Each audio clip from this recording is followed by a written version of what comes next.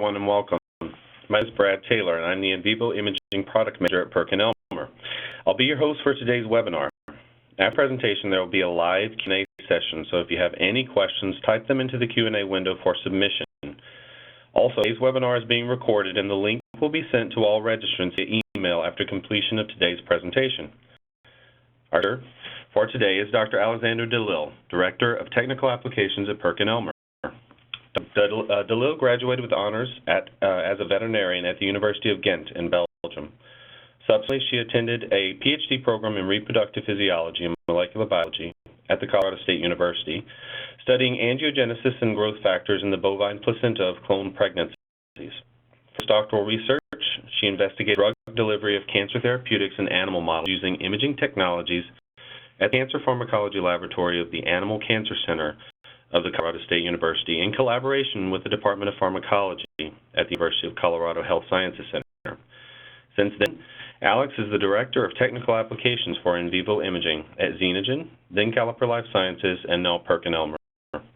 So a delay, I'll turn it over to you, Alex.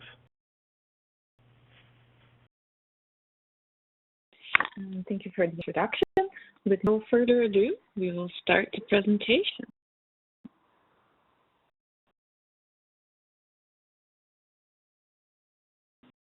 We'll discuss winning shared instrumentation grant writing strategies. We'd like to thank everyone for taking the time to joining this webinar. First of all, we'll need to identify your instrumentation needs. Do you need an IVIS spectrum CT? Do you need a quantum GX? Or funding opportunities? It's to get ready early, understand what is expected, the requirements, the limitations of the grants, team up with colleagues, set realistic goals, take advantages of PerkinElmer's instrumentation grant writing support, colleagues review, submit, and get the dollars. Funding in the U.S.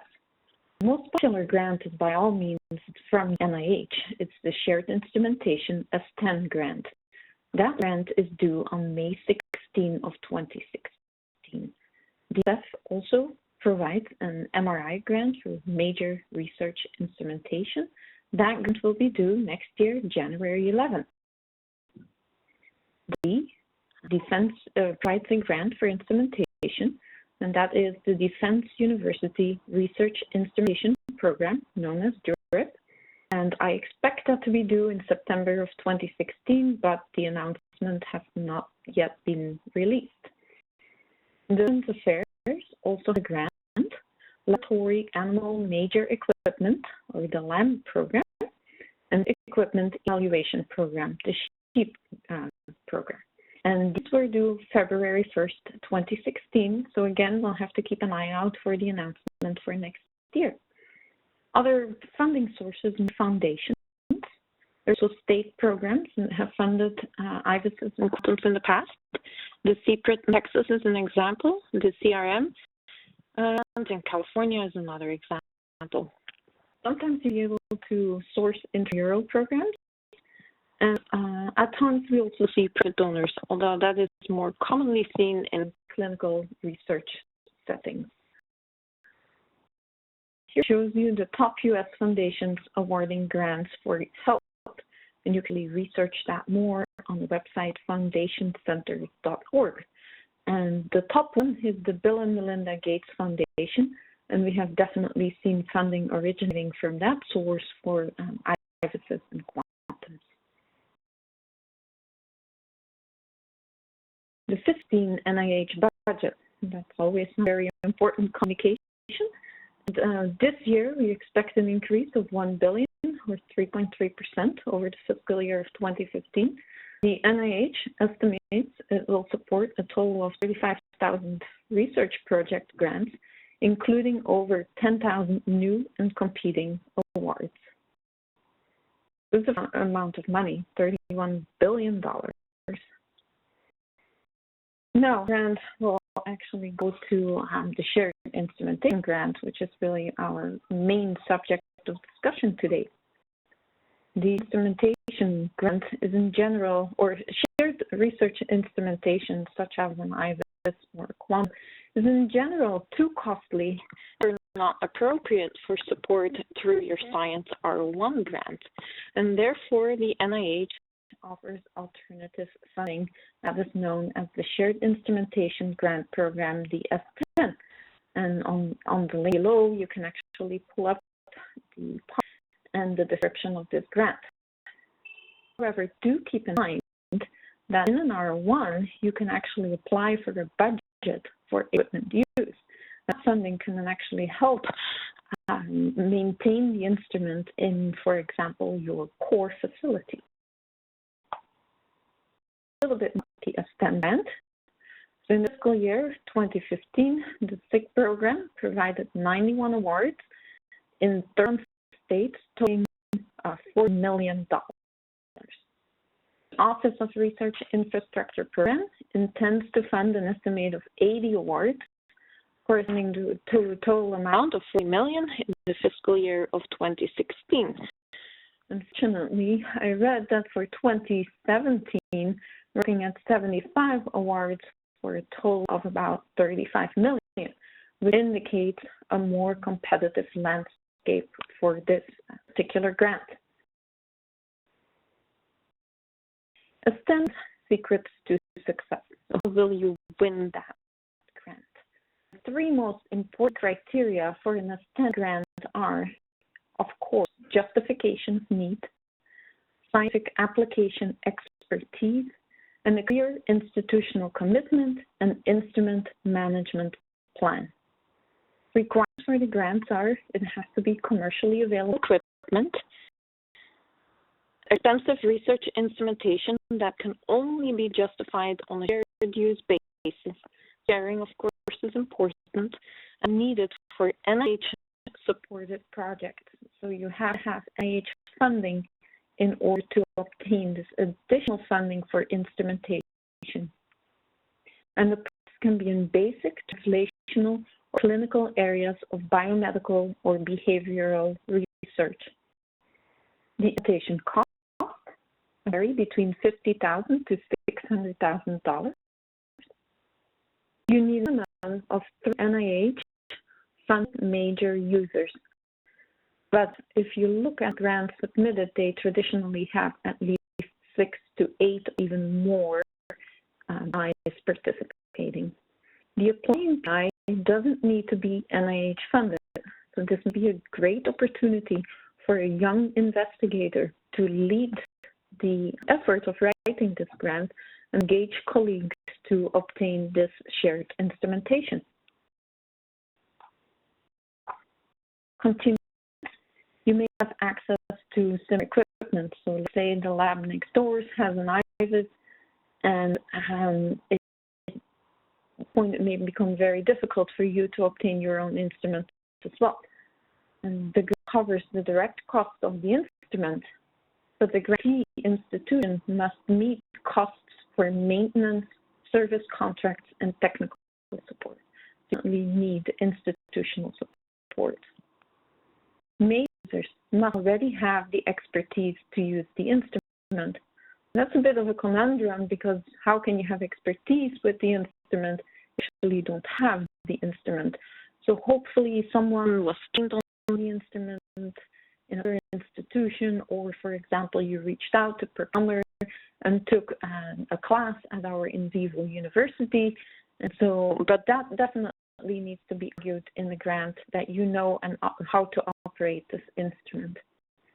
You also be very specific and justify why you choose a specific instrument, the brand, and the model. So you need to substantiate the need for 3D tomography, bioluminescence, fluorescence, co-registration, micro-CT, etc. And PerkinElmer can provide you with sole source information. Convince the reviewers that this instrument is fundamental to the progress of your research. Be enthusiastic and describe how the instrument will benefit your research. You really want to convey this message that this is really a breakthrough and will provide additional information to your research. And then how new features adapt your research, while, for example, the older equipment cannot. For example, you had an older IVIS instrument for bioluminescence, but now you'd like to do multiple probe detection with bioluminescence and fluorescence. You would like to 3D tomography, co-register with micro-CT for anatomical information, etc. So share your enthusiasm for these new opportunities. Let's see your reviews. Obviously, it goes through a peer review, and the goal is to get an impact score of less than 20, and that's challenging. They really expect perfection. There's a percentile rank for S10 applications, and 5 categories that determine the final impact score is the justification of need, technical expertise, the research project, the administration, and the institutional commitment. Now, scorecard for the reviewers, and so the score, they're your rank, and they're really looking for weaknesses. Each of these categories gets scored. 10 is an essentially perfect score, 20 to 30 is outstanding, 40 to 50 is very good, 60 is good, and 80 to 90 will indicate major deficiencies. Actions are scored by 2 reviewers prior to the panel meeting. Half of the applications are discussed, with the lowest scores. Applicants that are not discussed are not given a score, and final scores are given at the meeting by all panelists, and the average is the final score. All applications receive a summary statement 2 to 3 weeks following the review session. The S10 grant workflow. So first you will write your project narrative. In your abstract, you will write an equipment description, and then you'll create your instrumentation plan. Your description can be relatively brief. You describe the equipment by stating manufacturer, model number, the specific features, and any accessories if you need those. You have the detailed budget breakdown of the main instrument and requested accessories, including tax, shipping, and handling, etc.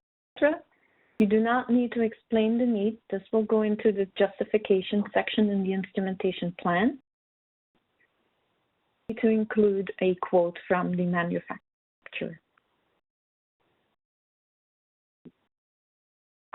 Your instrument plan, which is really the bulk of this grant, is your justification of need, your technical expertise section, your research project section, your administration section, your institutional commitment section. Need is most important. You will describe the requested instrument and explain in detail why this model, manufactured, and requested features such as 3D tomography, spectral mixing, micro-CT, other potential accessories are fundamental and the most suitable for your user group. And you can use a table to showcase the usability and provide an overview of the extent of NIH-funded projects at your institution that will benefit from the instrument's feature.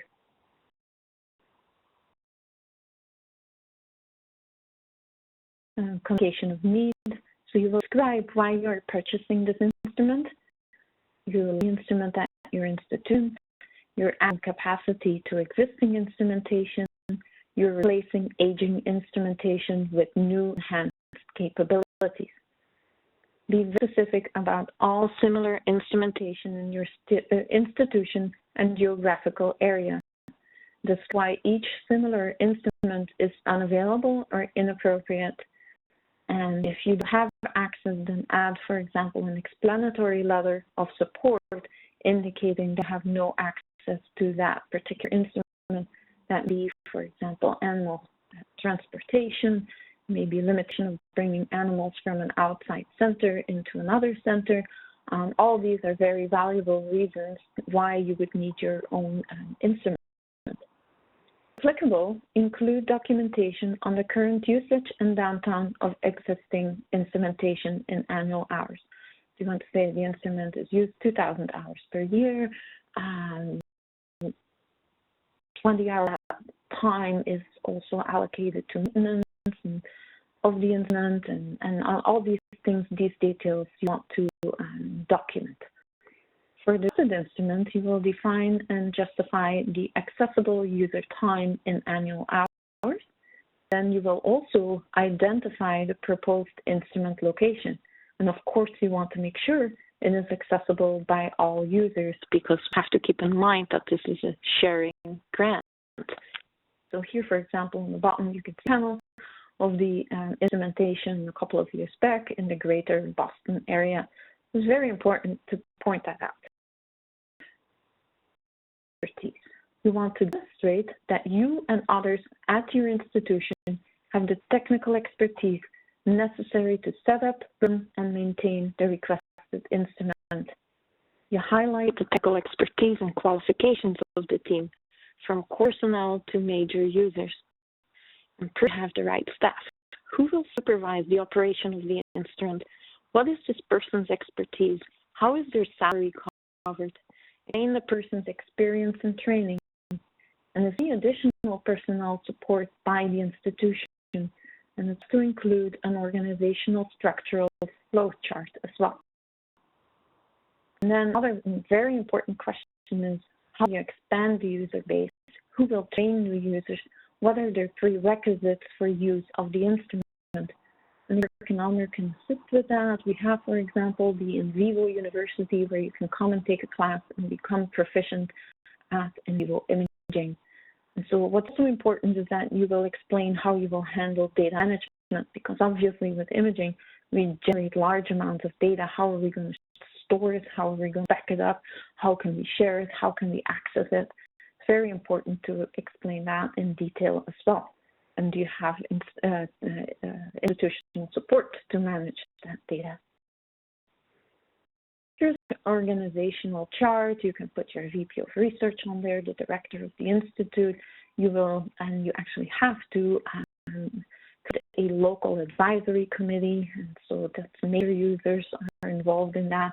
Imaging advisors, core facility managers, and grant coordinators may all be part of that. You will probably have an imaging core, you have an animal facility, you have a transgenics core facility. All of these managers may also be involved in the use of and the access to the instrument. And of course, you have a trainer, you have an imaging coordinator, and imaging advisors. So chart, I mean, this is just a rough draft, and it's obviously institutionally dependent, but add the name, title, contact info, and task of each of the people that will be involved in management of this instrument. This is, of course, a major section in this grant. And so the shared instrumentation grant is to fund instruments that will enhance the currently NIH-funded projects. And so therefore, how will the instrument advance the already funded research project of each major user? So it's important to stipulate that in particular. And how will the requested instrument expand knowledge and understanding of the proposed project?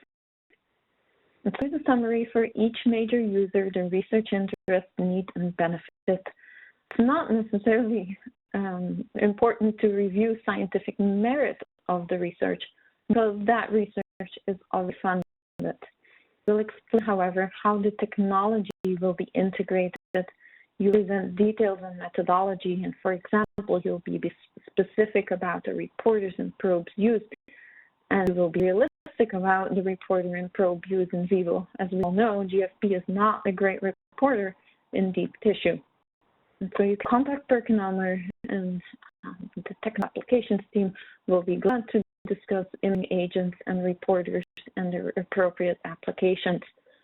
And it's also important that you argue how this information will add value. You can quantitative, how will the instruments speed up the research, how many animals will you save, etc., etc. You can highlight data, or can illustrate the application with references from the literature. You can scour an online peer-reviewed database with more than 8,000 references for in optical imaging. You can showcase why this method is superior to others.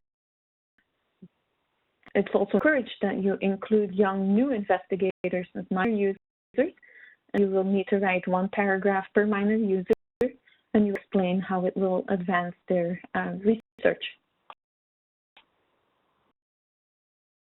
And then section of the grant, you'll include a summary table where you basically have the username, the start and end date, the title of the project, and the hours of estimated use of the instrument. It's important that 75% of the use of the instrument goes towards NIH-funded investigators, and 35% needs to be allocated to major users. And this is also a grant requirement. That's where you basically will explain the day-to-day management of the instrument and how are people going to have access to the instrument. Is there a sign up? Do you give priority? How do you give priority to major users versus minor users? How will you attract new users? How will you train new users? As we mentioned, PerkinElmer can graduate materials, or you can attend the in vivo university. You also need to indicate continuity of expertise. What if your major expert moves to another institution? How will you maintain that continuity of advisory capacity? Of course, how will you manage ICOOC, biosafety, and animal care? What's your financial plan? Do you get grants? Will you implement a fee-for-use schedule? Do you have institutional support? How will you maintain service contracts? And how will you provide consumables such as oxygen for the anesthesia, delirium, syringes, and fluorine for anesthesia, for example? The financial plan must include a table for year 1 of operation with approximate dollars for anticipated expenditures and anticipated income. And you need to showcase how these estimates were derived. Under 1, specific dollar amounts are required. For years 2 to 5, approximate amounts are recommended. So you definitely need to showcase that you have a budget to maintain this instrument for the next 5 years. And then, of course, it's also important to highlight your advisory committee and who is part of that advisory committee, provide names, titles, ranks, and expertise. And it's also highly recommended to have no conflict, non-user member or members on that committee in case of conflict resolution. And of course, you also need to project a meeting frequency for that particular committee. And what we've also seen is that, for example, core facilities will implement an annual user satisfaction survey to see how they can improve their services to users. Apple sign-up sheet. This is not sign-up sheet, but many times if you actually Google IVIS online, you'll see that many different institutions now have electronic sign-up and to have access to the instrument. The fee examples, so it's a question to you. Will you charge a fee for use? If yes, show how this will be organized. If no, explain how costs will be covered. And again, remember to include data management, archives, access, backup, institution support, etc. Commitment is the last part and extremely important, obviously. You can, for example, illustrate how your institute supports core facilities. The question is the infrastructure available? Do you have a room to place the IVIS? Is there, for example, an oxygen line? And what is the institutional support for personnel to manage that infrastructure? Institutional support with backup for the proposed financial plan for 5 years is required. A safety letter of support approving a containment plan is required if relevant. And the institution must also provide a table with information about instrument performance of previous S10 grants awarded within the past 5 years. So if in the past 5 years you've received other S10 grants for other equipment, you need to tabulate as the example shown below. Started. It takes the driving force, the PI. You plan on at least 70 hours committing to writing this grant. It is a team effort and requires extensive coordination. Be clear in your expectations. Give collaborators due dates and a timeline. For internal institutional deadlines, many times institutions have couple of ahead of the May 16 deadline, they will actually require you to submit your grant and make sure that there's no overlap of other S10 grants that may be submitted as well. And so it's important to get feedback from peers. It's important that you edit, proofread, and then of course you will submit and track your grant application. So not just having the NIH S10 grant, there's a couple of other grants that have also offered funding for the IVIS or the CORN. And one is the NSF Major Research Instrumentation Program, the MRI program. The next deadline is January 11th, so it's pretty much every second day, I believe, of January they accept these grants. And the MRI serves to increase access to shared scientific and engineering instrumentation for research and research training in our nation's institutions, higher education, for-profit museums, science centers, and scientific engineering research organizations. These proposals may request support for the acquisition or the development of a single research instrumentation for inter or intra-organizational use. So the sharing is very important, and it's slightly different that you could potentially acquire or funding to create or develop an instrument. So funding is between $100,000 and $4 million. It's a larger budget. This, however, a cost sharing of precisely 30% of the total project cost is required for PhD granting institutions. Non-PhD granting institutions are exempt, so you need to really read the fine lines in this grant announcement to sure in what category you fit, and we can of course assist with that. In fiscal year 2014, the NSF reviewed 811 MRI proposals and made 205 awards, so about 25% was funded. And of these, approximately 1/4 were for development projects and 3/4 were for acquisition projects, and that's of course the category where the IVIS and quantum would fit. And approximately 1/8 of the proposals requested a budget of greater than $1 million, and the success rate broken down by directorate was 20% for biological sciences. And the anticipated funding amount is $75 million. And so it's kind of important to realize that the NSF and the NIH are trying hard not to create overlap of opportunity for shared instrumentation. And so when we look at the outline of the grant, the MRI does not support instrumentation to be used in medical education. It does not support instrumentation intended for research with disease-related goals. And not instrumentation intended for animal models of the above conditions. It does not intend instrumentation for the development or testing of drugs or procedures for the treatment of the above conditions. So that's significantly limiting because obviously we have strong interest in those fields. However, MRI does support instrumentation for bioengineering research with diagnosis-related or treatment-related goals. So it's a fine line, and you really need to investigate where you fit.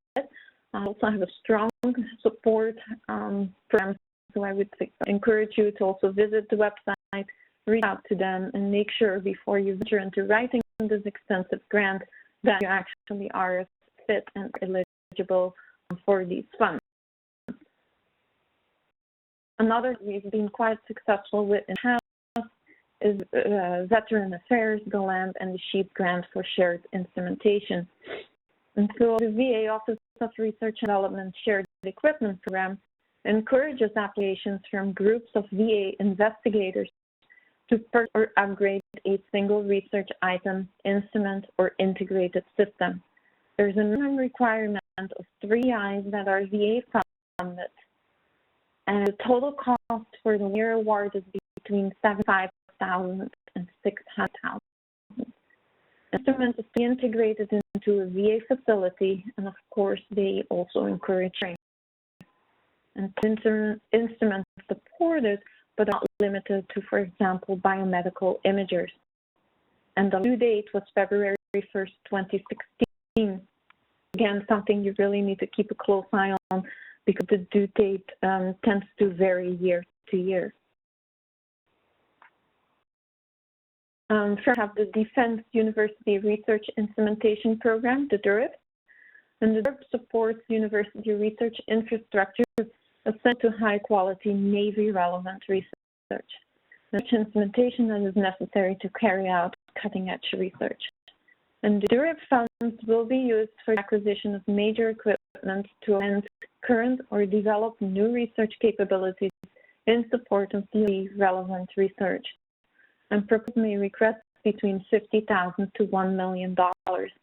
And proposals are purely for instructional, proposals for purely instructional equipment are not eligible. And competition is open to U.S. institutions of higher education with degree granting programs in science, math, or engineering. And that, I expect the due date to be in September 2016, but it needs to be announced. In certain situations, we see donors. Imaging instrumentation is appealing technology. It's highly visual, and you may consider using a video to illustrate the concept. And this excerpt from the BC Health News. Let's see if we can do this. Video shows a series of scans of a mouse with a gut infection.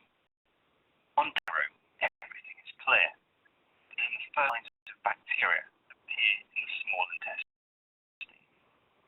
On forecast, the bright spots are infected areas.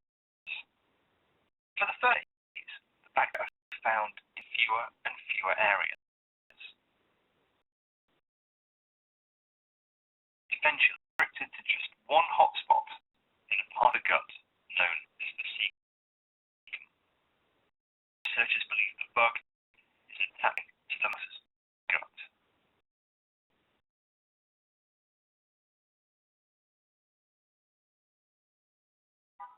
Then, after days, it suddenly becomes more active and spreads first to the rectum and eventually the whole of the large intestine by the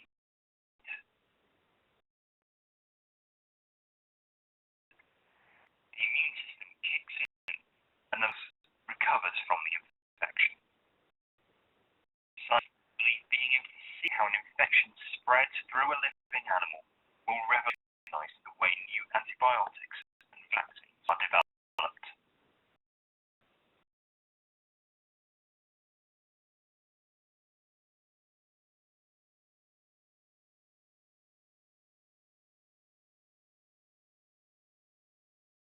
Assistance. The S10 grant is due May 16. Many of you have already reached out to me and are getting started. We strongly recommend as such, and I can assist on a first-come, first-service basis. But feel free to email me, and you can also get a copy of this presentation if that's helpful to you. We will also release a recording of this webinar that you can access after the fact. And my email is alexandra.delille@perkinelmer.com, and questions are welcome. Thanks. Before we begin our Q&A session, I just want to thank all of you for attending our webinar. And, as I've reminded you guys through the presentation, certainly if you have any final questions, please send them now using the Q&A window. If you missed any part of the presentation today, it's going to be recorded, and the link will be sent to all of you in a follow-up email. Currently, I'm not seeing any questions. I had a question while I was listening to you speak about the NIH funding, Alex, and probably it was something I may just have missed. But I do believe that the maximum award for the S10 is $600,000. Is that correct? Right. Yes. Mm-hmm. Does that tend to fluctuate from year to year, or when was the last time that there's been a consideration to increase that value? Yeah, unfortunately, it's not increasing. But the lower limit has been decreased. It used to be 100,000 to 600,000, and now it's 50,000 to 600,000. As I was pointing out, the cap was 20 million and has been reduced for fiscal year 2017, at least projectively, to 35 million. So it definitely is becoming a more competitive scenario. There is also a grant for large capital instrumentation, which I believe goes up to 2 million. And so that's, of course, another possibility if you're facing large equipment, and that's capped at 2 million, yes. Mm-hmm. But traditionally we fit in the S10 category. Just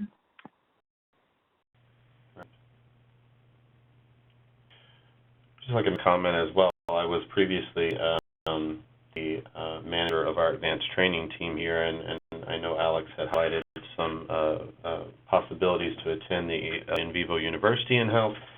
Certainly, if you want further information about that, please don't hesitate to reach out to Alex, and she can then forward those inquiries over to me or to the training team directly. So we do have a question, Alex. Any tips for how to justify funding for instrumentation that is already available in the Institute and or locally, but would like to have in-house based on the large size or usage of our laboratory? Yes, very good question, and that of course puts you in a more difficult position, because they will quite hard why you're not using the other instrument.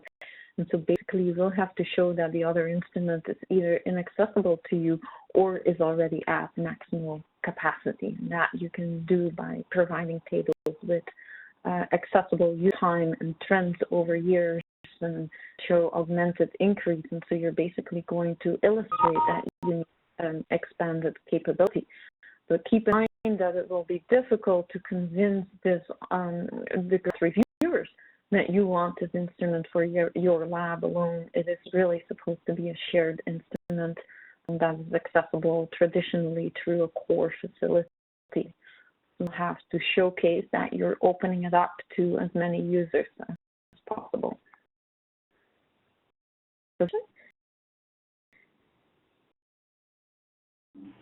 I'll wait on his response in the Q&A section. Right. Thank you, Alex. You're welcome. Someone under chat, yes, thank you, he says. Someone under chat had just asked for the PowerPoint slides. We hadn't planned on releasing the PowerPoint slides. However, a recording will be sent email to all of the attendees, so you will be able to watch this back after the presentation is ended. I hope you guys saw. Yeah, so email me directly. I'll be glad to send the PDF of the presentation.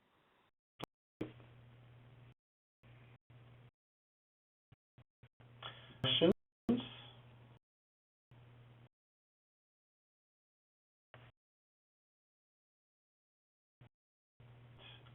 Certainly, Alex and or myself will certainly be happy to answer any questions that come up after the fact. We do realize that is often the case, and Alex is just a phenomenal resource for you guys, as you kind of work your way through these processes. And once again, thank you, Alex, for taking the time to speak with us today about grant submissions. As I mentioned, everything will be sent out to you guys in an email after the presentation has ended.